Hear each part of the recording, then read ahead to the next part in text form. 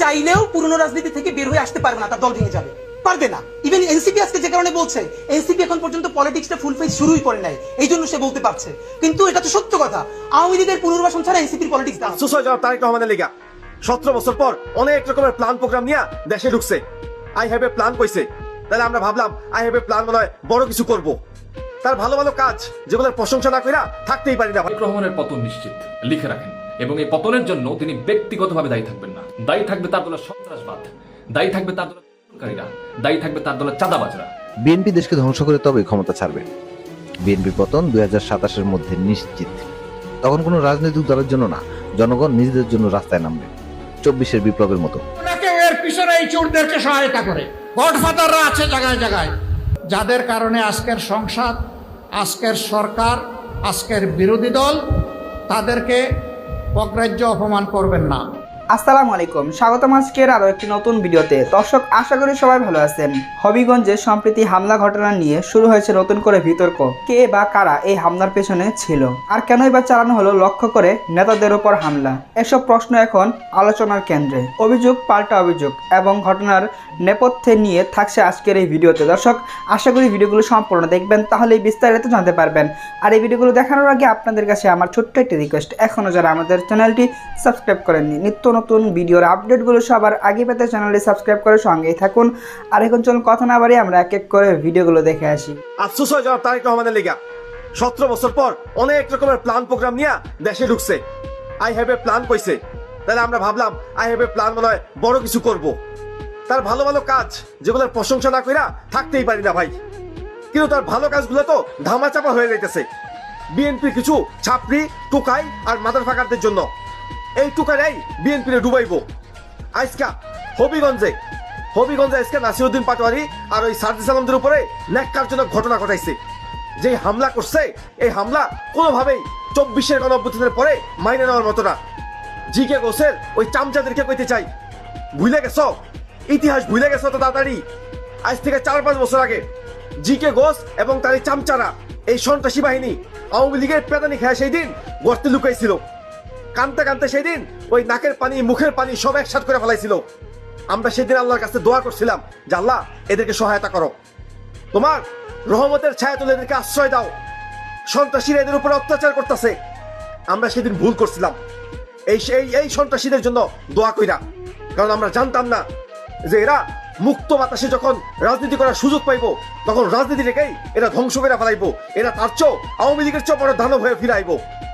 যে আওয়ামী লীগ এদেরকে আইতে এক লাথি যাইতে এক লাথি দিত, এটা এখন তারা আওয়ামী লীগ তো খুঁজে পাইতেছে না। এখন তারা জামায়াত ইসলাম এবং এনসিপির উপরে অ্যাপ্লাই করার চেষ্টা করতেছে। তবে এগুলো কইতে চাই, এই সন্ত্রাসী কার্যক্রম যদি চালাইতে থাকো, কন্টিনিউ যদি করতে থাকো, হাসিনা 15 বছর টিকলেও তোমরা সেই পর্যন্ত যাইতে পারবা না, বুঝছো? দৌড়ানি খেয়ে হাসিনা তো ভারতে যাইতে পারছে, তোমরা কই যাইবা? আগে মামুর বাড়ি রেডি করে রাখো, পাকিস্তানের বর্ডার অনেক দূরে, সেখানেও তোমাদেরকে জায়গা দিব না। অতএব সময় থাকতে ভালো হয়ে যাও। তোমাদের অকাত বাংলাদেশের মানুষ ভালো করেই জানে যে এই ছাত্র নেতারা তোমাদেরকে গুহা থেকে, গর্ত থেকে, ধানক্ষেত থেকে, বাঁশবাগান থেকে আইনা রাজপথে আন্দোলন করার সুযোগ করে দিছে, এমপি মন্ত্রী বানানোর হওয়ার সুযোগ করে দিছে। আজকে তাদের উপরে হামলা করো, তাদের গায়ে রক্ত ঝরানোর চেষ্টা করতেছ। দেশের মানুষ যদি আবার জায়গা উঠে, তোমাদের অস্তিত্ব বাংলা জমিনে থাকতে দিব না। ভালো হয়ে যাও সময় থাকতে। সন্ত্রাসী কার্যক্রম বাদ দিয়া ভালো কইরা মানুষের, সমাজের ভালো কিছু করো, দেশের জন্য কাজ করো। তারেক রহমানের ভালো কাজগুলোকে প্রচার করো, যেন তারেক রহমানকে মানুষ ভালোবাসে। বিএনপি যখন সাইজ হয়ে যাবে মোটামুটি, সেটা ইন্ডিয়ার মাধ্যমে হোক, এজেন্সির মাধ্যমে হোক, XYZ আরো অনেকের মাধ্যমে হোক, এরপর এটা জামাতের উপরে আসবে। তো বিএনপি যে কয়দিন পারলো তো পারলো, জামাত পারবে না 3 দিন। এরপরে চূড়ান্ত খেলাটা হবে এনসিপির সাথে। সম্ভবত এই জুলাই থেকে আগামী 6 মাস হোক, 1 বছর, বাংলাদেশ প্রচন্ড ক্রাইসিসের মধ্য দিয়ে যাবে, প্রচন্ড। এবং এই ক্রাইসিসটা আজকে বিএনপির যে ক্রাইসিসের মধ্য দিয়ে শুরু হচ্ছে, আমরা এটা ভাবার কারণ নাই যে এইটা থেমে গেলে ক্রাইসিসটা এখানেই থেমে যাবে। এটা বিএনপির সাথে ঘটবে। এর কিছুদিন পরে বিএনপি যখন সাইজ হয়ে যাবে মোটামুটি, সেটা ইন্ডিয়ার মাধ্যমে হোক, এজেন্সির মাধ্যমে হোক, XYZ আরো অনেকের মাধ্যমে হোক, এরপর এটা জামাতের উপরে আসবে। তো বিএনপি যে কয়দিন পারলো তো পারলো, জামাত পারবে না 3 দিনও। এরপরে চূড়ান্ত খেলাটা হবে এনসিপির সাথে, এবং এনসিপি পারবেই না। তো ফ্যাক্ট হলো, আমাদের দুটো লড়াই একসাথে করতে হবে। আমরা কোনো রাজনৈতিক দলকে এককভাবে এই দেশকে বর্ডার দেই নাই। যারা আজকে বিএনপির বিরুদ্ধে বলছে তাদেরকে একটু ভাই মনে করাই দিয়েন তারেক রহমানের কাছে সবার কিন্তু হাজিরা দেওয়া লাগবে। তো তখন আমি বললাম ভাই এই কথার কারণেই আপনারা ডুববেন। শেখ হাসিনার কাছে এই দুনিয়ার সবার হাজিরা দেওয়া লাগে নাই। এই হাজিরা যে দেওয়া লাগবে এই কথার কারণেই তার এখন দিল্লিতে গিয়ে হাজিরা দেওয়া লাগতেছে। তো শেখ হাসিনার যদি দিল্লিতে হাজিরা দেওয়া লাগে তারেক রহমানের কাছে সবার হাজিরা দেওয়া লাগবে, এটা একটি স্টুপিড কথা। বরং এই কথাটাই বলতে পারতে হবে তারেক রহমান যা করেন নাই সেই দায় তার উপর চাপিয়ে দেওয়া যাবে না। তারেক রহমান যা ভালো করেছেন ভেরি গুড, সেটা আমাদেরকে বলতে পারতে হবে। প্যারালালি আমরা এই রাষ্ট্র কায়েম করতে চাই, তারেক রহমানও সমালোচনার ঊর্ধ্বে নন এবং তিনি ভুল করলে তার সামনে বসে সমালোচনা করে পারতে হবে। এবং সেজন্য আমার রাস্তায় ধরে কেউ বলবে না যে তারেক রহমানের কাছে কিন্তু আপনার যাওয়া লাগবে। তখন বললাম ভাই হাসিনার কাছেই তো সবার যাওয়া লাগে নাই, তারেক রহমান সাহেব তো আরো অনেক পরের কথা। তো এর মানে হলো আমাদের সামাজিক মনস্তত্ত্ব।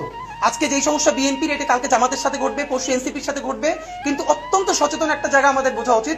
আজকে যেটা বিএনপির সাথে হচ্ছে পরশু জামাতের সাথে হবে, তারপরে দিন এনসিপির সাথে হবে, এরপর পুরো একটা অ্যাপলিটিক্যাল রাষ্ট্র কায়েম হবে।